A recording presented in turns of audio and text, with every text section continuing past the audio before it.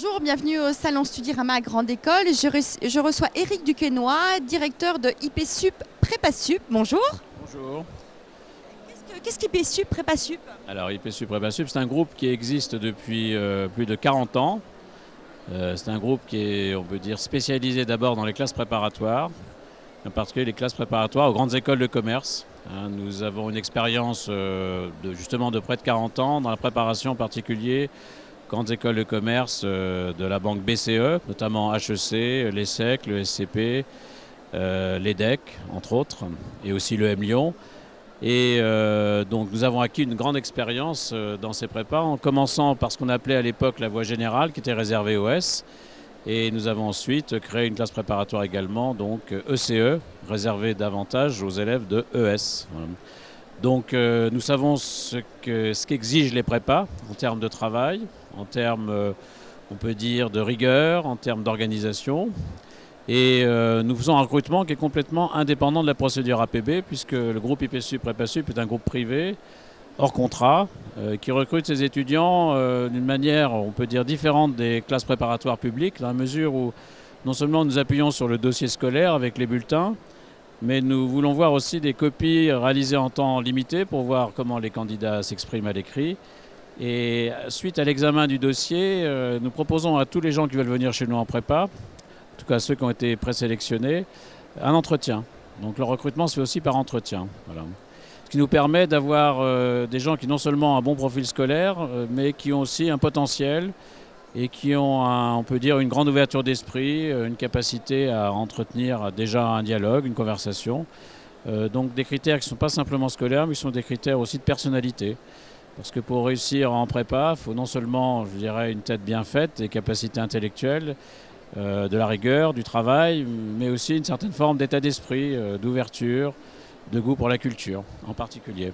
On va revenir sur les bénéfices et les avantages de passer par un organisme comme le vôtre, mais avant tout, aidez-nous à comprendre les différentes filières et les voies possibles de la prépa EC, dite économique et commerciale.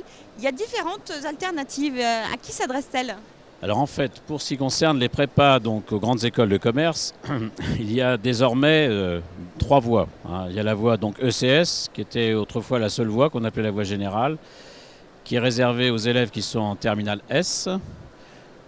Simplement, les matières étudiées dans le cadre de cette voie, dans 2 ans bien sûr, mathématiques, culture générale qui est une espèce de mix entre philo et littérature, également histoire et géopolitique, et également 2 langues vivantes, dont une doit être obligatoirement l'anglais, soit en première langue, soit en deuxième langue. Ensuite, il y a la voie ECE, qui a été créée à peu près il y a 25 ans, qui est ouverte aux élèves qui viennent de terminale ES, avec l'économie, économie, sociologie et histoire, ça s'appelle exactement comme ça. Donc c'est la matière SES en fait de lycée. Les mathématiques, mais les mathématiques de ES, donc la culture générale, mix philo, littérature, et les 2 langues vivantes, même chose. Et il y a une troisième voie qui a été créée plus récemment, il y a à peu près 10 ans, qui est la voie ECT, qui est réservée aux élèves de STMG, où là, on va retrouver la culture générale, les langues vivantes, également les mathématiques, mais les mathématiques de STMG, enfin à partir des mathématiques niveau STMG, mais aussi d'autres matières comme le droit et la gestion, qu'on n'a pas dans les 2 autres filières. Alors simplement résumé, donc au concours, vous avez les matières qui sont en commun, ce sont les langues vivantes, c'est-à-dire les élèves, les candidats des 3 filières passent exactement les mêmes épreuves en langue vivante. Ils passent aussi la même épreuve de culture G. En revanche, bien évidemment, les concours se séparent. Pour ce qui concerne, bien sûr, les mathématiques de ECS ne sont pas les mathématiques de CE, sont pas les mathématiques de CT. Et aussi une différence importante, les S ont histoire géo, les ECE ont économie et les ECT ont donc droit et gestion. Voilà. Donc si vous voulez, il s'agit au bout du compte quand même, pour les résultats, on met tout en commun. Et bien entendu, à l'admissibilité, vous retrouvez des gens donc, qui viennent de CT, qui viennent de CE et qui viennent de CS. Voilà. On revient sur les bénéfices. Vous avez, vous avez des CPGE classiques en lycée, mais vous avez un accompagnement plus personnalisé, plus individualisé c'est ce qu'en demande vous proposez. En ECE, pardon, ECE, ECS, c'est évident que là, on ne fait pas ECT, nous. En ECE, ECS, on recrute des étudiants, mais qui ont aujourd'hui quand même une marche à franchir, parce que la différence entre la terminale et la prépa est sans doute plus élevée qu'avant, enfin le gap comme on dit, hein, le décalage.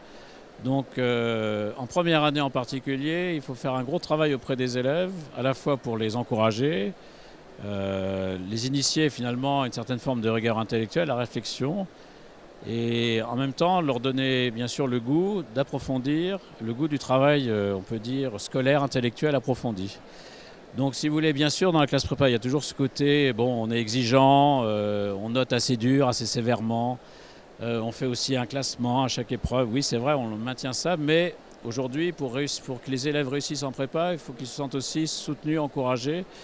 Il faut leur démontrer aussi que tout ce qu'ils font leur est profondément utile, non seulement parce qu'ils vont réussir les concours, mais aussi pour leur personnalité, pour leur construction. Donc il y a un travail de suivi qu'on fait, que les professeurs font, que la direction fait. On reçoit souvent les étudiants, on les écoute, notamment ceux qui ont parfois un peu de vague à l'âme, c'est dire ce qui est. Le début en prépa, c'est parfois très dur.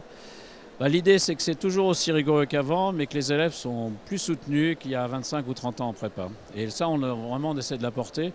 En fait, chez nous, on a horreur de l'échec. On ne recrute pas des gens pour les lâcher en route. Voilà. Donc on essaie de les accompagner jusqu'à la fin, jusqu'au concours. Voilà. Éric Duquesnoy, merci pour ces précieux conseils.